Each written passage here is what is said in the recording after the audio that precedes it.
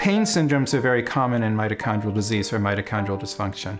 Migraine and headaches being one of them. Also abdominal migraine, which is pain in the abdomen. Other pain syndromes include pain in the extremities, which often occur in children at night, particularly after a day of play and exercise. She was really cranky and she would complain about owies in her legs. He couldn't tell me where the pain was coming from. I didn't know what was wrong with him. And I would notice that he physically was struggling and almost always would wind up with kind of flu-like symptoms of vomiting, fatigue, pain. The unifying thing with all the doctors was the pain. You almost felt pain when you were around him, how he was suffering. You just, the sound of it, this body language. Her hands started swelling to where she couldn't use them, and her feet started swelling to where it was hard for her to walk. Fatigue and or muscle pain, especially in the legs. It was pretty intense. There was a lot of pain and it went on for like 2 weeks. It was crazy.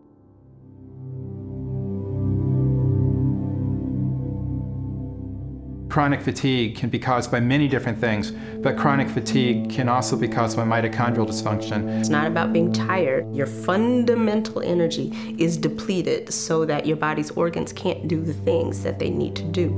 And the two things that are going to be affected predominantly are your gut and your brain. I think one of the things with mito is they sleep real heavy, and so getting them going in the morning is tough sometimes.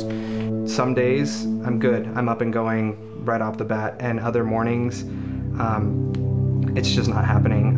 I can just wake up and my limbs feel heavy and I'm just in pain, and I know it's not going to be a good day. So bottom line is getting that mitochondrial disease diagnosis was an amazing light bulb moment because it kind of made behavior make sense to me.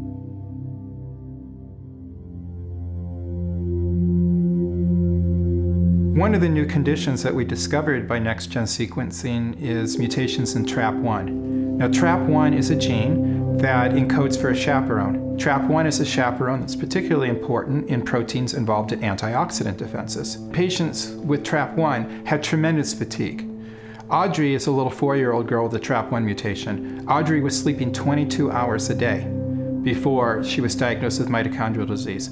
Audrey is nowhere near cured at this point. She has fatigue, she has pain, but she has significantly less than she did before. She's gone from sleeping 22 hours a day to sleeping 15 hours a day.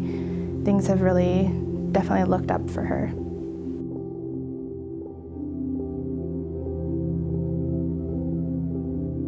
Pain can happen later in life where it can be given a diagnosis of fibromyalgia. And fibromyalgia is a common diagnosis in the grandmothers of my patients. Another condition which is not that common but is very disturbing when it happens is complex regional pain syndrome, also known as reflex sympathetic dystrophy. This is when there's tissue damage, which can be surgery, it can be a broken bone, it can be any sort of tissue damage whatsoever.